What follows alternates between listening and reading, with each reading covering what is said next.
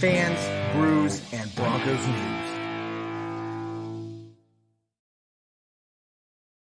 Okay, Broncos country, do you feel it? Do you feel it? Do you feel the pregame jitters? I know I do. I am ready for this, and if I'm feeling it, I know Bo Nix is feeling it. I know a lot of the players on the team are probably feeling it, being such a young team, a lot of just fresh guys out of college. And it's just going to be fun to see what these guys can do. My name is Kevin, and welcome to the Tailgate Talk from Bourbon, Broncos, and No BS. Guys, put your comments in the comment section, any questions you have, anything you want to talk about for the next 30 minutes as we break down this upcoming game between the Denver Broncos and Seattle Seahawks on the road. Now, first off, Seattle will be looking very good today in terms of their uniforms, doing their throwback uniforms today. So that's going to be very interesting to see them playing in that. Hopefully as good as they look in their uniforms, their football itself does not look good at all. So let's go ahead and start off with the Seattle Seahawks inactives today. Tyler Lockett, who did have a thigh injury, at least was listed as having a thigh injury during the week, is going to be active today. We'll see how big of an issue that is in terms of, how much actual game time he gets. Depending on how bad it is, they might put him in there for just a limited amount of time to kind of get him active, see how he does. And then if it's not working out, kind of pull him back a little bit. Right. So it'll be interesting to see what he does today. But also for the Seahawks, you're looking at linebacker Nwosu and tight end Brown.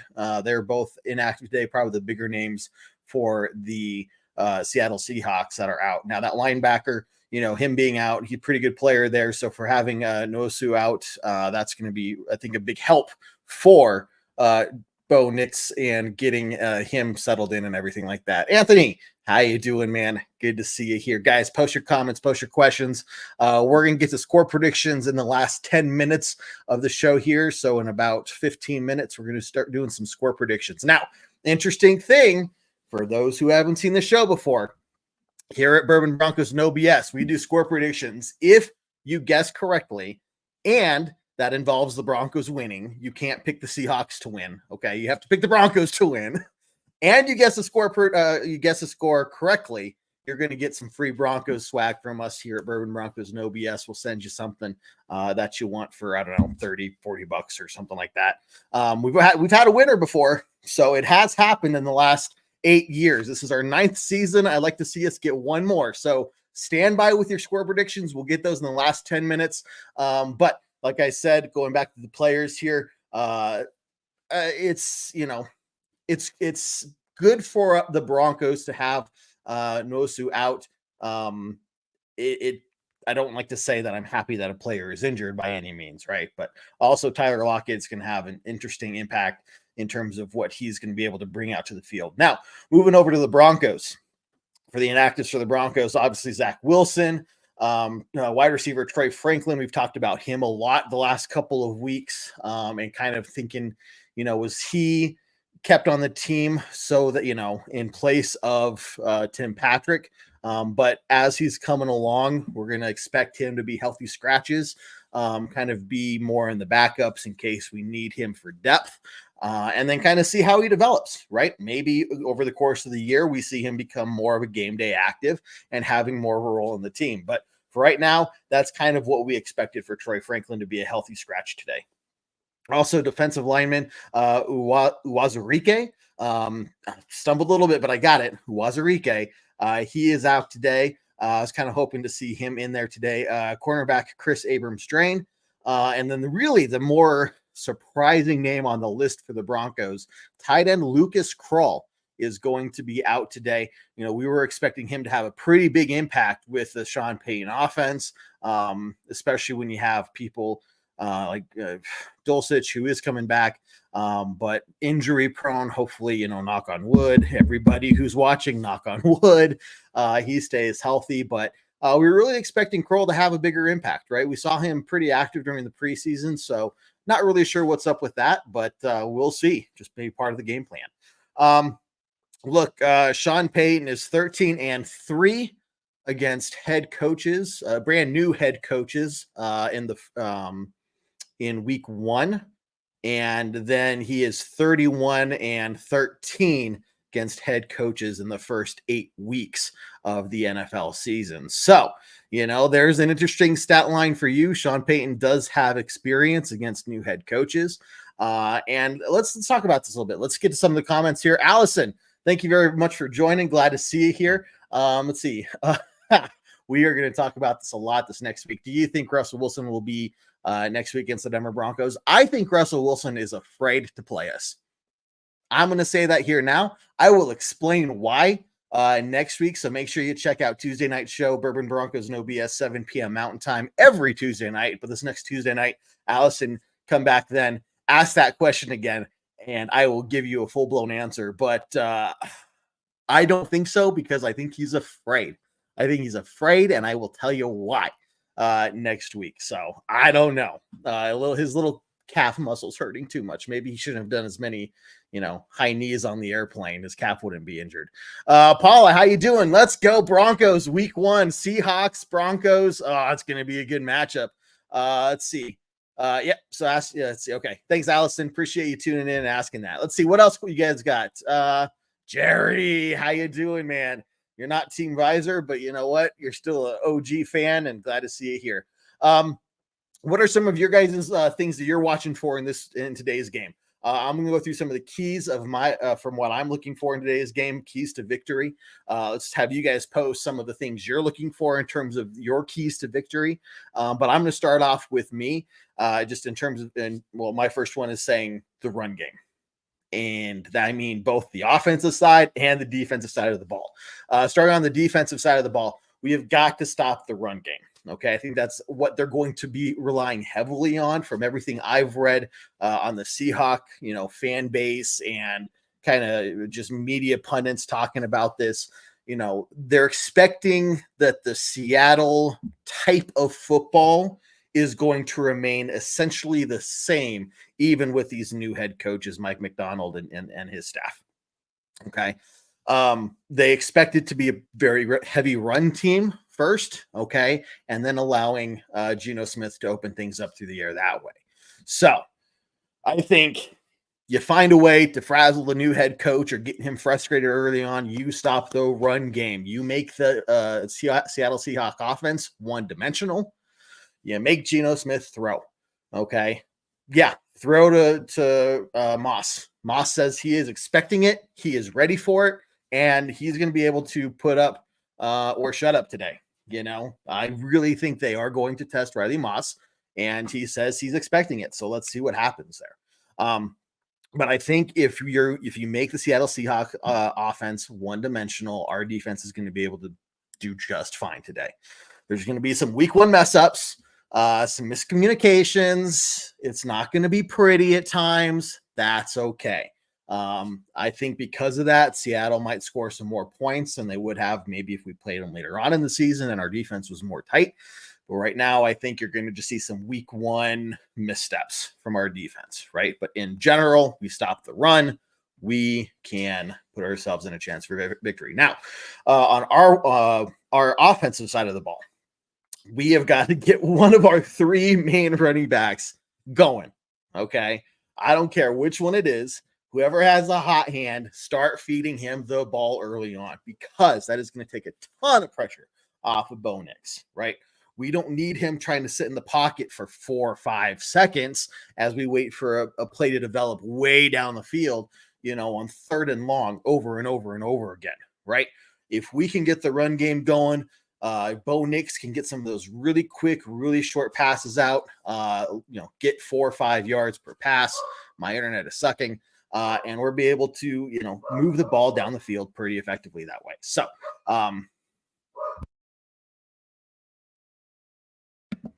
So it'll be interesting to see what we do, guys. Hopefully you didn't hear the dog barking in the background. Sorry about that. Let's see. Allison, who do you think will have the best game? Look, week 1 football, I think it's going to be messy for both teams. I think you're going to see a lot of mistakes. I think you're going to see some dumb penalties. And this is where the Broncos, one of the other big keys to the game for the Broncos, we have got to go in there incredibly disciplined. If we keep getting false start penalties, that's just going to, we're already going in there with a disadvantage. Okay. Playing in Lumen Field there, it's probably the second most hostile environment to play in for the opposing team.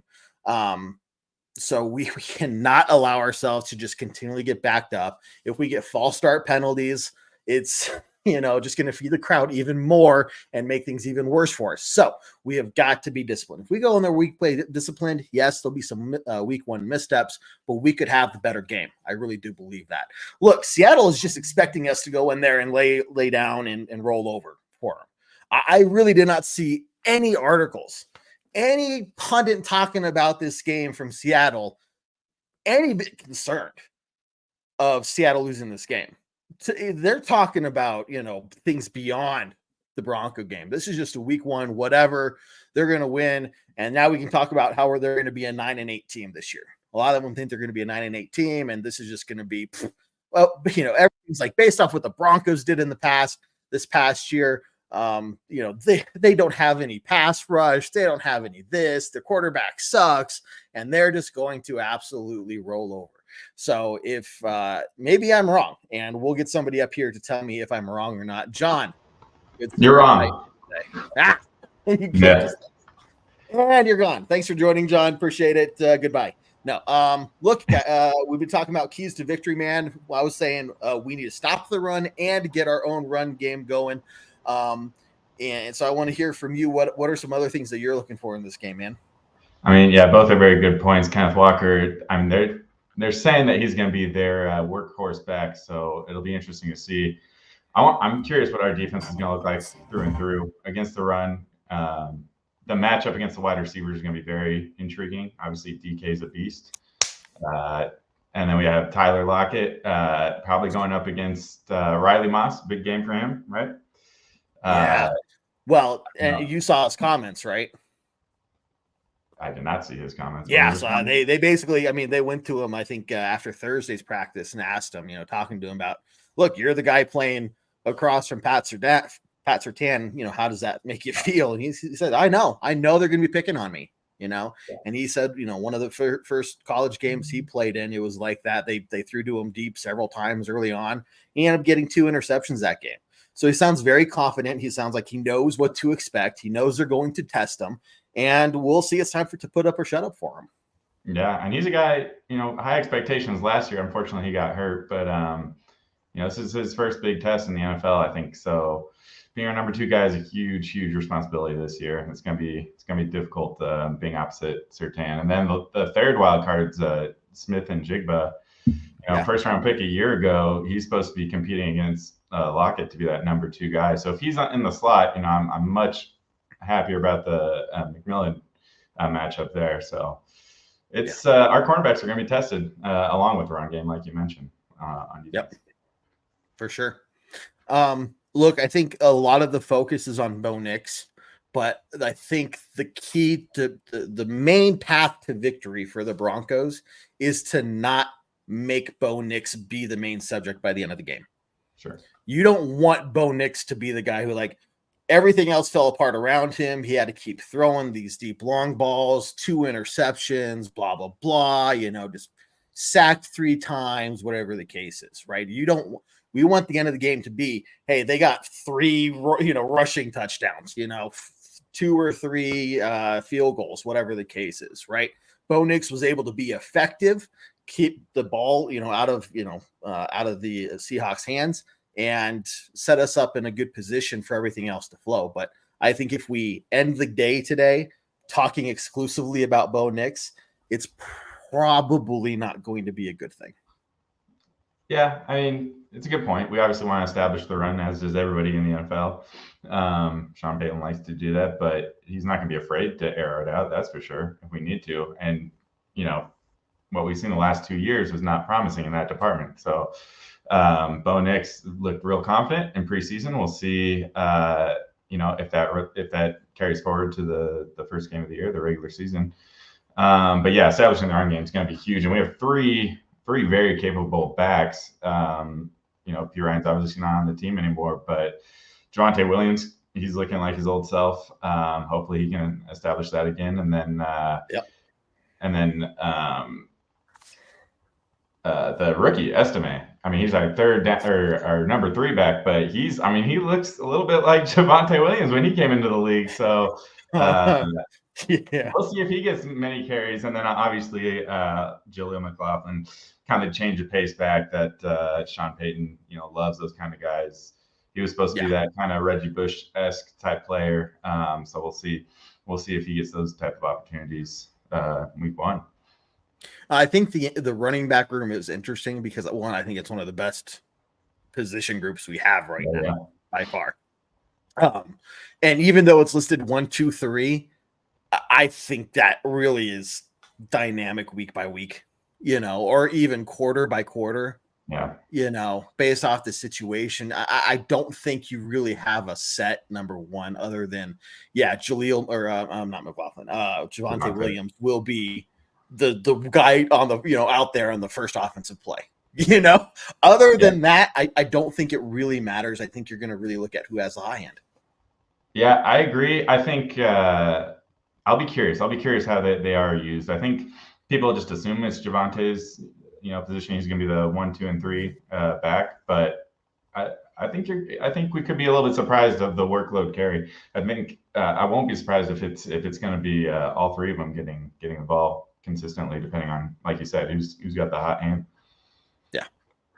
Allison brings up a really good point. We have not talked about this yet. Offensive line needs to show up. Now, huge part of the success of the run game, I mean, obviously the pass game, but the run game as well, is the success of the offensive line. Really, the only big thing there is the center, Wattenberg, right?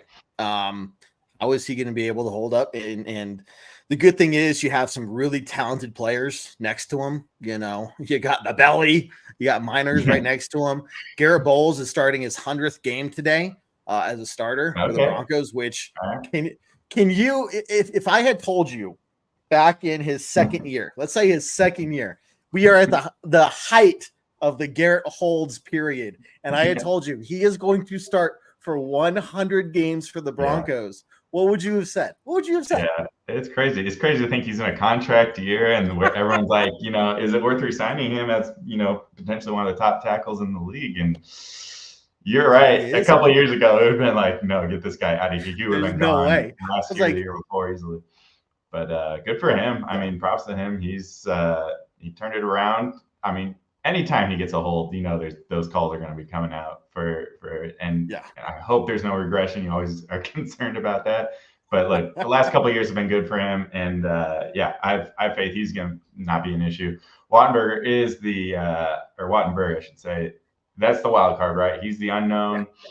They have a lot of faith in him, right? That's why they let Cushenberry go. They said him specifically, and then they brought in Forsyth, who I think was on the team last year, right?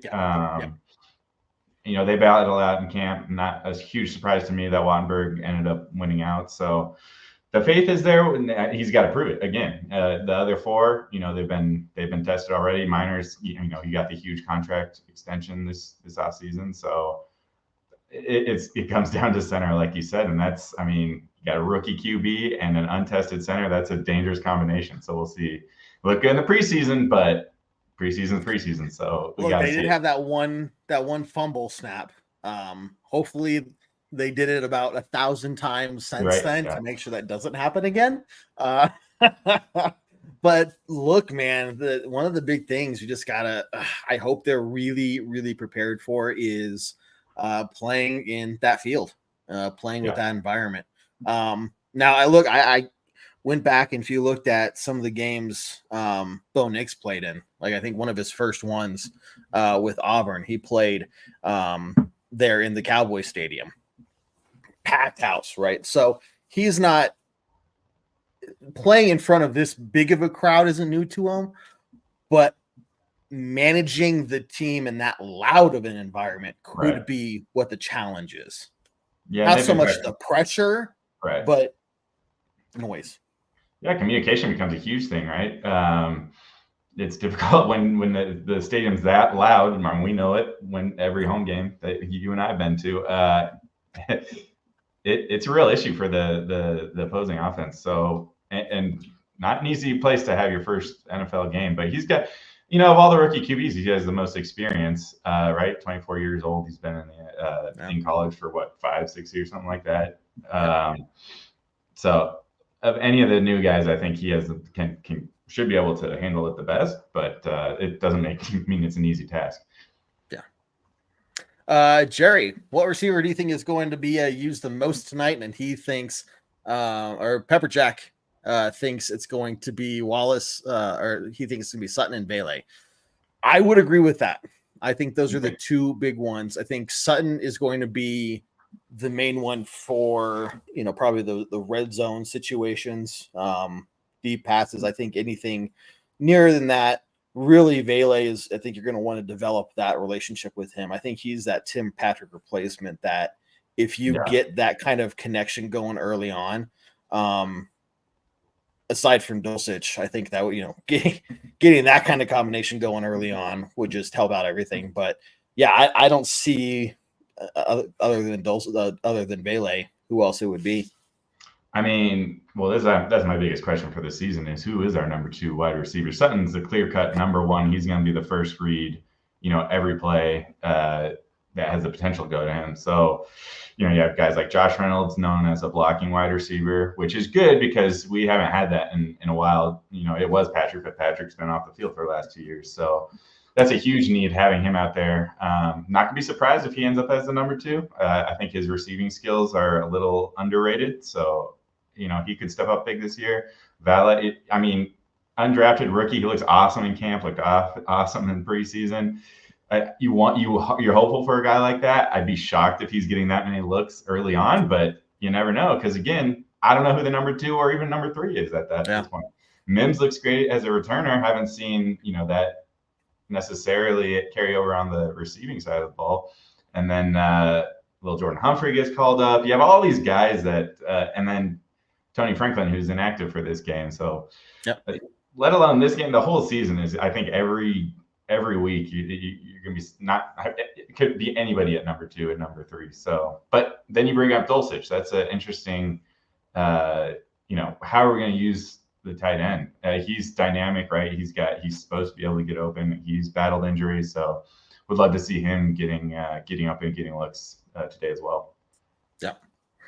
Okay, guys, it is that time for score predictions. Start posting them. Remember, guys, again, if you guess the Broncos to win, first off, and then you guess the correct score on top of that, number 2, then you will win some free Bronco swag from us here at Bourbon Broncos No BS. So not only post your score prediction, get a screenshot of that thing. There's a ton of comments that we get. I can't keep track of them all. I don't want to miss it. So if you know that your score prediction was right, you can then message us and say, hey, look, here's my screenshot. I guessed it right. Where's my stuff? We'll figure out what to get you guys. So it has happened once in 8 years. I want to see it happen again this year as it's being our 9th year. So make sure you post the score predictions. Now, after you post your score prediction, make sure you go over to our YouTube page and subscribe to us there. We are almost at 600. The 600th person will get a free hat. a free Broncos hat of your choice. We are 3 people away. So get us to 600. And whoever number 600 is will get the free hat.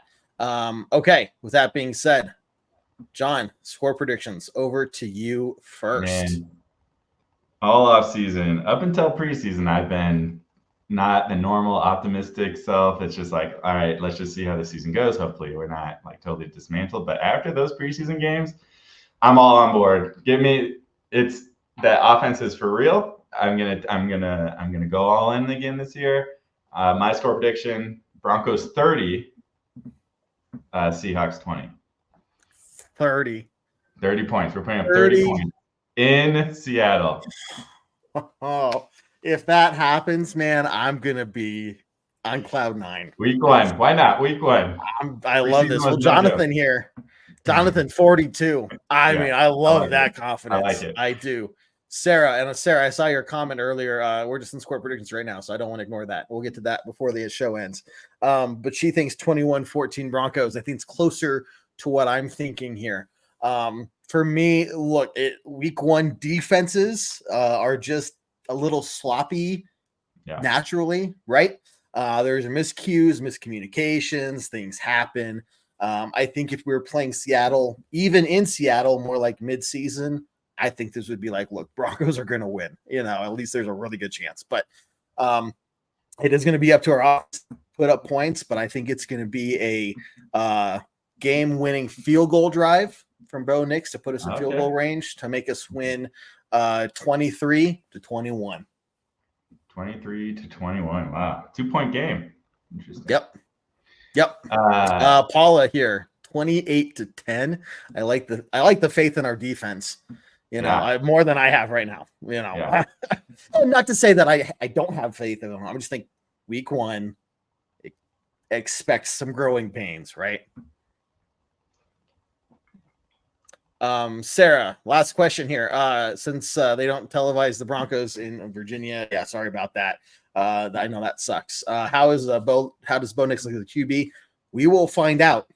We will find out very shortly. The game is about to start in 35-ish minutes.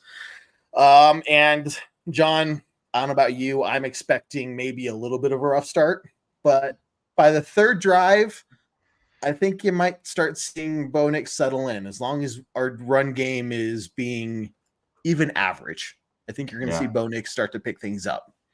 I wouldn't be surprised if kind of what we saw in the first preseason game, a couple of plays where it's just something's off. But he turned it around pretty quickly. I don't know. I don't think he's going to have issues, honestly. It's night and day between him and Russ. I mean, he's reading the play pre-snap. He's getting the ball out of his hand right away, which I love to see. God, it's been a long time since we've had a quarterback like that. So I have a lot of confidence in him going into this thing, but you never know until the game starts. All right, so he looks good. I'm excited for Bo Nix more than I was when we drafted him. That's for sure.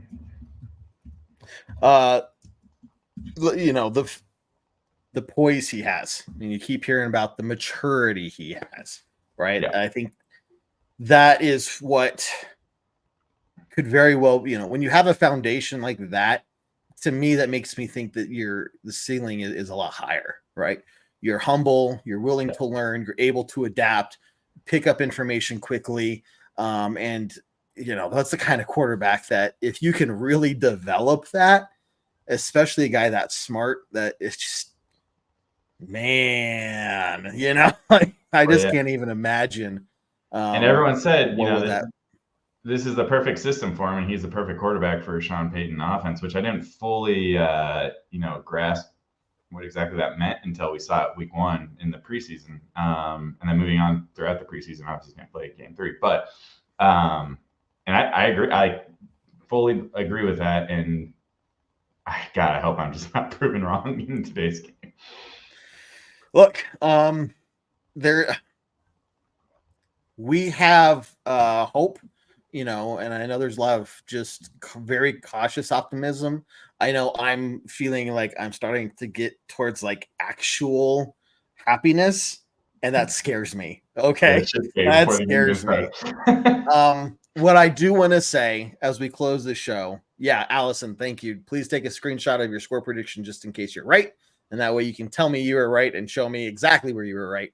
Also, I did post the link for the game chat thread on our Facebook page. We'll keep that going, posting updates and everything. So like Sarah, I know you can't see the game, but if you want to join that game chat thread, you'll get a pretty good idea of what's going on from our updates and from what everybody else is saying. At the end of today, win or lose, this is game 1 out of a 17-game season. Okay. This is the first year of the true Broncos rebuild. Okay. Let's just keep that in mind. And so if bad things happen, let's not just freak out. If amazing things happen, let's also not freak out. Okay. I do think Seattle is sleeping on us pretty hard, at least the fan base. The whole NFL is, but especially Seattle, they are sleeping on us. So this is a great chance for Broncos to go out there and be like, you guys need to fucking wake up, you know? So, Crystal, how you doing? I'm glad you love it. Make sure you follow us on YouTube as well. The link I posted earlier on in the show, and I'll pull that up again for everybody. And the chat to the game thread is posted as well. John, closing thoughts, man. What do you think about the game coming up, dude? Well, look, 2 years ago, and this goes back to your score prediction, Kev. 2 years ago, we opened the season against Seattle as well, right? Russell Wilson's comeback game. You're saying we're going to end it with a field goal, final drive. We tried to do that last time, but it was a little bit weird. We went for what, a 63-yard field goal to win it or something like that? With like 10 seconds, or there's plenty of time. It was a weird end of game situation. I don't think Sean Payton's gonna make the same mistakes as Hackett made. So I hope you're right. I hope I hope I'm right. We win easily 30-20. But if it doesn't go your route, I think I have much more faith in that final drive than what we saw 2 years ago. And it's not as much of a rivalry game as it was then either. Obviously, we have Fant on the other side. That's interesting. But it's interesting. Other than that, are you concerned about Fant at all? No. I mean, he's a good receiving tight end, but they are still waiting, and Cody said it perfectly on Tuesday shows. They are still waiting for him to be what they traded him for. Right. And we never saw him be what we drafted him for. Right. So I'm thinking he's kind of in his bust year, like officially. I think so. I think this is like it. If he doesn't do it this year, he's a bust. He's just another Broncos draft bust. Yeah. I mean, he seems like a nice guy. Don't be wrong, dude. Yeah. I love you, man. But that's what I see. Fair enough. Okay, guys. Sarah, thanks for a nice comment. Allison, never doubt the Broncos. Make sure you're following us on YouTube. Guys, at halftime, we will be live as well for the halftime hash, breaking down the first half and talking about what we need to do for the second half of the game as well. My computer just froze. There we go. And so make sure you join us then. Look for the notification, and I'll post the link in the game chat as well. So get ready for it, guys. Broncos versus Seahawks. John, thank you very much, sir, as always. I appreciate your help.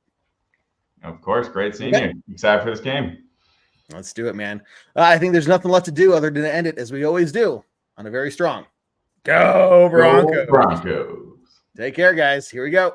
Do what I like, yeah, I do what I like, yeah, I do what I like. Sipping goose, if it's right, and I go with the flow, yeah, I go with the flow, yeah, I go with the flow, cause I know I'm the show. In the zone, here I go, in the zone, here I go, in the zone, here I go, yeah, they know I'm a pro.